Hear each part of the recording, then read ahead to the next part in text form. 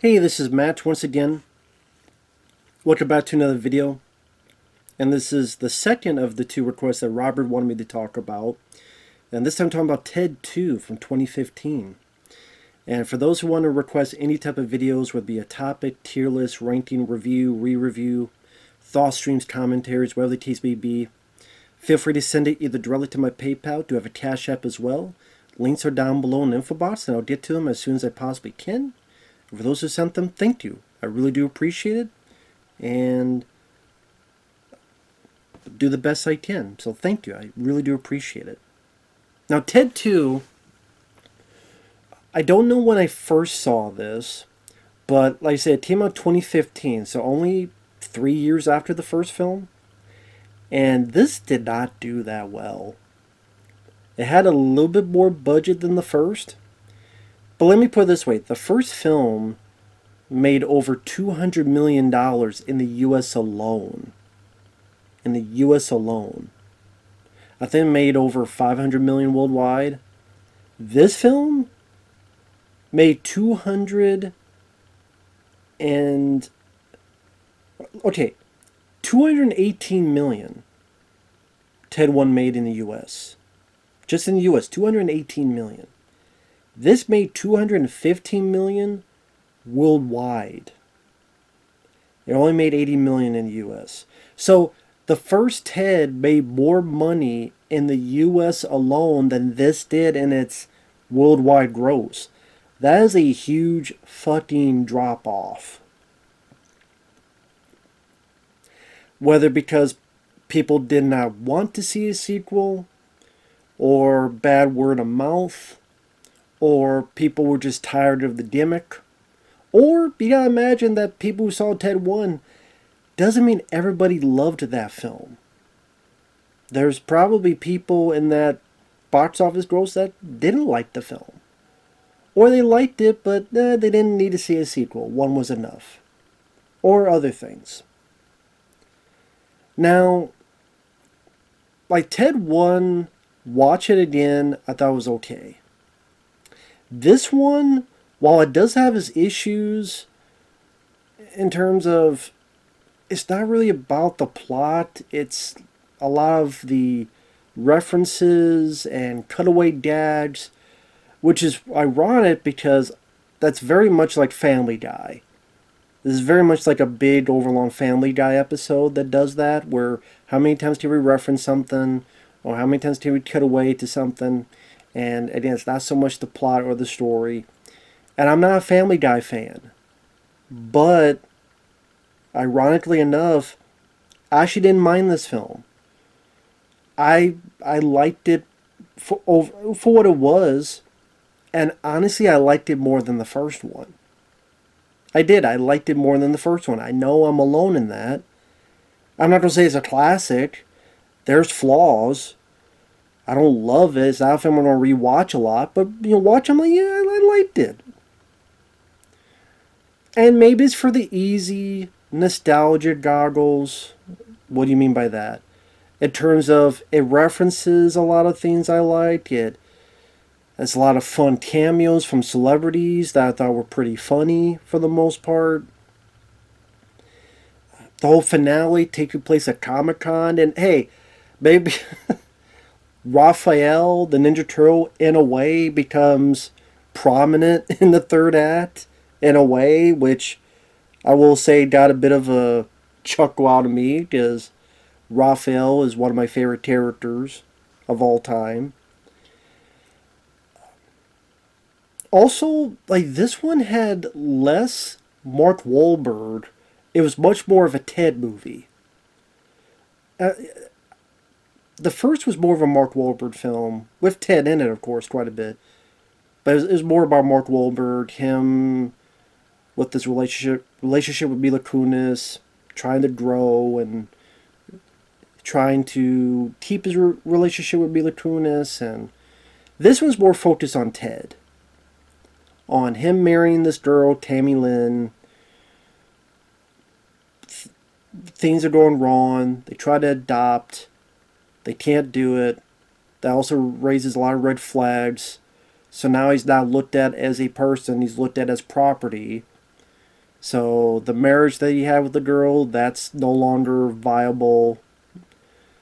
They can't adopt. They can't have credit cards. He can't even keep his job. So they have to find a way to take on the government and prove that no, I'm not property, I'm a person. So they did Amanda Seyfried, and that case doesn't work out. So they go on a road trip to get to Morgan Freeman and try to get help from him. Giovanna Ribisi comes back, but I actually liked what they did with the character in this more. Or I should say it's more about the environment. To be honest, it's the environment. It was at Comic Con. It was a convention, so there's people dressed up as Lilu from The Fifth Element, Raphael from Ninja Turtles, a Predator, someone dressed up as Chucky. Yeah, all this stuff that made a bit of a funny environment for some of the stuff to go into upheaval, so to speak. And there's a lot more cameos in this. Sam Jones does return, who was a big part of the first one. He even gets pissed at Mark Wahlberg and tries to fight him at the end at this comic book convention, where like someone dressed up as Chucky tries to punch a Predator, and then two people as Star Trek characters try to fight each other, and then like all this other crazy shit's happening.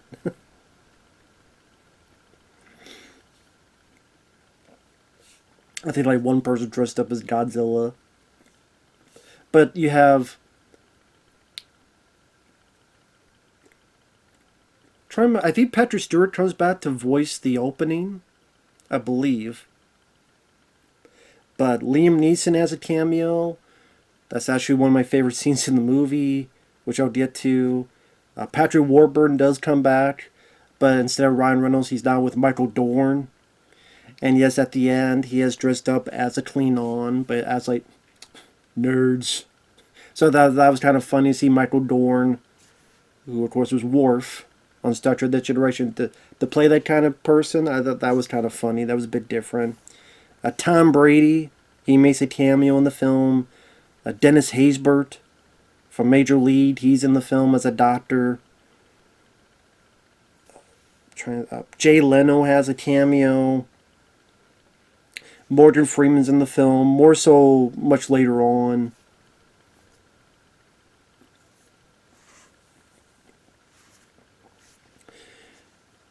There's no Mila Kunis, which honestly, she's one of the things I did not like in the first film. I actually liked Amanda Seyfried more. I thought she was more likable. I thought she was more entertaining. I thought I liked her vibe more. I liked her personality more. I actually liked her back and forth with Mark Wahlberg more than Mila Kunis. Now I do get that if you're and that's another thing. I only like the first Ted okay. I liked it, yeah. I didn't mind it. But I'm not a hardcore fan. If you're a bigger fan of Ted, this may annoy you because how they set up the film. And how they set up the film makes it seem like the first film was fucking pointless. So I could perfectly understand why people would be mad about that and it'd be justified. From what I understand, Mila Kunis was either pregnant or some other stuff happened and they wrote her out of the script. The way they did that is apparently after the first film, 6 months later, they got divorced. And then he'll say a line like, yeah, I wasted 6 years of my life with the wrong one. I'm not going to do that again. I'm like, well, wasn't that the whole point of the first film? Is she's the girl and she's the right one and fight for her. And so I did. If you're a big fan of the first Ted, you don't watch it, you go, well, that was fucking pointless. And then you don't be annoyed. You don't be irritated. And I do think...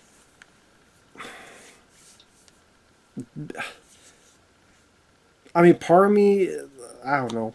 I'm in that weird bubble. I perfectly did it, but at the same time, I did not like Mila Kunis. I like Amanda Seyfried more. So I don't know. I did, but yeah, I did it. Trust me. And I just thought there were dads that maybe laugh more in this. You know, I like the dad with Ted. He's in the middle of fighting with his wife, but then someone's outside, so he starts yelling out the window, and he's yelling down, and there's a guy yelling up, and they're cursing each other out. And then there's a third person, and then those two start yelling at her. There was a funny meme someone did where Ted was the original Star Wars trilogy, the person down below was the prequel trilogy, and then that person was the Disney Star Wars trilogy.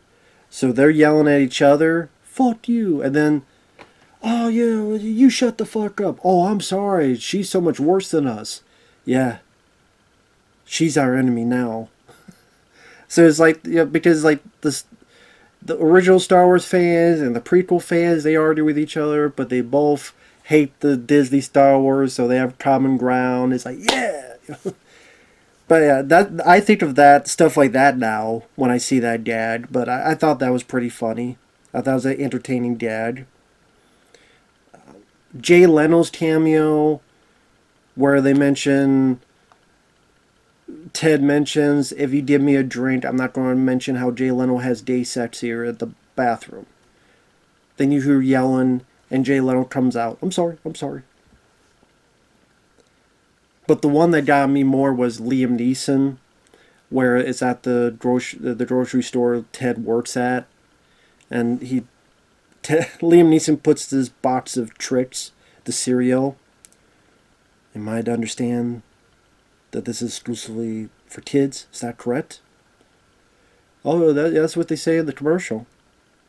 Is that enforced by law? Well, I mean, no. So you're saying if I take this, I won't be followed? No, that's not in our budget. I thank you for this. That he hides the tricks in his cereal. And the fact that he's doing it so deadpan, that is why when I see a scene like this, I have this much curiosity for the Naked Gun remake. I don't think there needs to be a Naked Gun remake. Why don't you just create your own deadpan comedy and let Liam Neeson star in it? Make an action comedy goofball parody film. Put Liam Neeson in it. It doesn't have to be Naked Gun. You don't need to use the Naked Gun name. That's my issue. But as for Liam Neeson, because I see a scene like this and it's just how deadpan funny he is, playing it straight and serious, that's why this part of me, out of this whole thing, this part of me is tears about the Naked Gun remake. This bit. But again, just don't make it Naked Gun. Just make it something else. But what do I know? Tom Brady. And like I said, it's not much of a plot. It's kind of like a series of gags put together. I think that's what a lot of people complained about. And I can understand those complaints. But at the same time, I liked a lot of the gags. Like Ted and the girl, the wife, want a baby. So they decide to get Tom Brady's sperm. So they go into his place. And Tom Brady finds out, gets pissed and throws him out. I thought that was kind of a fun gag. They find out that the lady can't give birth anyway because of messed up with drugs. And Dennis Haysbert's the doctor, and I liked his delivery. I did deadpan style, where he's like, when I saw this, I threw up. Almost quit medicine. I think also just I like these actors as I see them working and stuff. There's some funny lines, like because Mark has not been in the game for a long time, Ted finds that you got a lot of porn on your computer. What's this, chits with tits? I know I got a problem.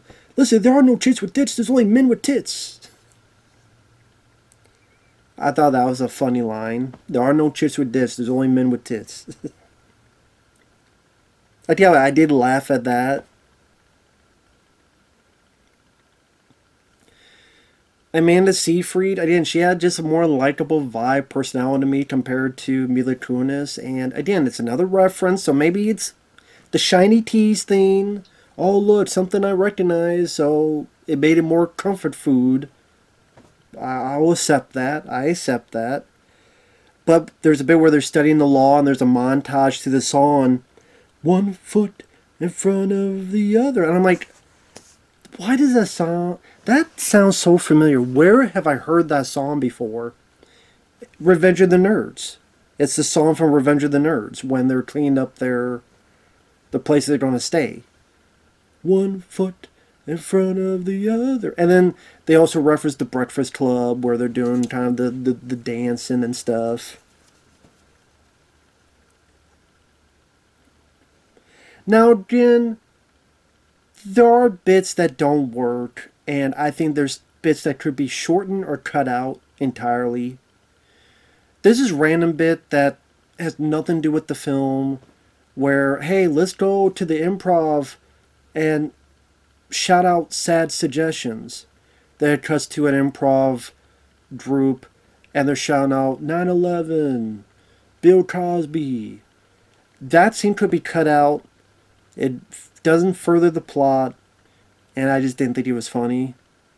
Same with Ted goes, we need to destroy this computer because of all this porn. And Mark goes, why would just delete all the porn? And Ted goes, no, it's too late. The government would have seen all this. So they beat it up. Then they cut to a lake. Then they dive in. Then they bury it in the lake. And that just goes on for too long. And if you didn't think it was funny, it just gets less and less funny. Or if you thought it was funny at first, the humor loses its effect. And there are moments like that throughout the film that I think this needed another editing job. That some bits and pieces could be cut out of it.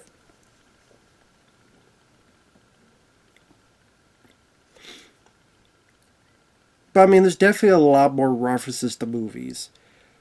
During the road trip, there's a bit where Ted is driving, and it's a take on planes, trains, and automobiles. Because Ted's got the cigarette. You have the song from the movie. Walker.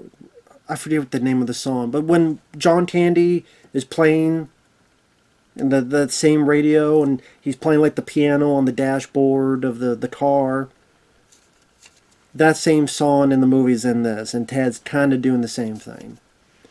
Or when he crashes the car, and they look around and they find some weed, and Ted turns Mark Wahlberg's head, and they have the look, and you start hearing the Jurassic Park theme. And in case you didn't get the joke, Ted goes, they move in herds. They do move in herds. Which doesn't make any fucking sense because there's a bunch of weeds and it's weed and they're plants. Has nothing to do with herds and moving in herds. He only said that because it was in Jurassic Park.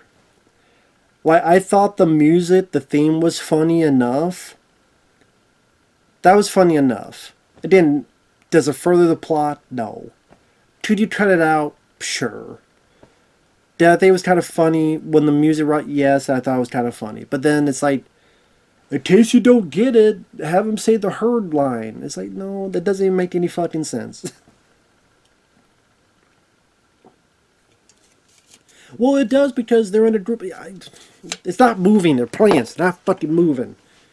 They may sway, but that's movement. Anyway.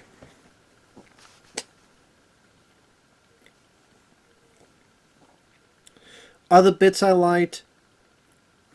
They're going into the city to talk to Morgan Freeman. Before they do, they almost hit these guys on a crosswalk, get into the convention. There's a guy dressed up as a stormtrooper, a guy dressed up as Obi-Wan Kenobi, and a guy dressed up as Darth Vader. And they're cursing each other out. And Ted's like, you guys shouldn't be together. It's like, yeah, you're his boss, and you guys hate each other. And as they walk around, the guy who's Darth Vader's trying to do this. And they're like, come on, it ain't worth it, man. Come on. He's not talking, he's just trying to do this. Like, something about that made me laugh. I can't help it. As silly and goofy it was, it did make me laugh. And then at the convention, I mean, the other part of the plot is Giovanni Ribisi is talking with someone from, I think it's Hasbro. And screw with the legal system because if Ted remains his property, we could somehow kidnap him and see how he ticks and maybe make a bunch of toys that are like him. Which you don't even know if that would work, so you could be wasting all your fucking money on something that. That's what this guy who's head of Hasbro doesn't realize, that, okay, you listen to a janitor played by Giovanni Ribisi. What's to say that you will know what will make Ted tick? If you don't, then you just wasted a bunch of money on legal fees, on bribes, and all this other stuff that led to nothing. It would have been a waste of fucking time. When you don't know for certain if there is something that makes him tick and you can find to duplicate. So, I mean, hell, you could have hired a damn doctor and faked an exam so they see what x-ray, all that stuff, and that would have saved you a lot more fucking money, guy. But hire a fake doctor and they do an x-ray and all this stuff, and yep, I don't know. Do surgery, you open it up, look, stitch them back up. Just like, people open this up and then they stitch us back up. Well, you could do that. Have fake doctors and stuff. Hey, guess I gotta think, that probably would have helped you out a lot. But anyway. But it ends with a chase at this comic book convention. And like I say, it was fun seeing all the people in different costumes. And again, funny enough, Giovanni Ribisi, in order to trick Ted, is dressed up in a Raphael Ninja Turtle costume. Not a bad looking costume, too. I did not. Hell, that costume looked better than the Michael Bay produced Raphael. Any of those in that fucking movie or its sequel. And there's this funny bit where they're trying to find who's the real Giovanni Ribisi, and there's a bunch of Ninja Turtles there. And so Ted gets a song, and the song starts playing. And all of a sudden, a Raphael starts fucking dancing, and it's Giovanni Ribisi. I get that. There's a lot of moments here that got a chuckle on me, that got a smile out of me. Even the bit at the end where Mark saves Ted, takes the hit for him. You think he's dying. Then you think he's dead. And then he surprises and scares Ted, freaks him out. I got you, motherfucker. Ah! And I thought Mark Wahlberg felt a little bit more comfortable, but maybe also the fact that, like I say, he's not the star of this film. Like, Mark Wahlberg is not the star of this movie. He is definitely the supporting character in this. And I thought that was an interesting choice. It's a choice I didn't expect. And I thought he served his purpose well. And I guess in this, I prefer Ted being the main character than Mark Wahlberg. Like, Mark Wahlberg worked fine. I would say I liked him a bit more in this compared with the first. And like I said, there are moments that could be edited out. There are moments of those random cutaways. Some that worked for me, some that didn't. But like I said, if you're a hardcore fan of the Ted 1, you don't like how they make the first film pointless, I perfectly understand that. But as a guy that's not a hardcore fan of it, I like this film a bit more. I did like this film more, so I gotta admit. So with that said, thanks for watching. Take care. And we'll see you guys later. Bye-bye for now.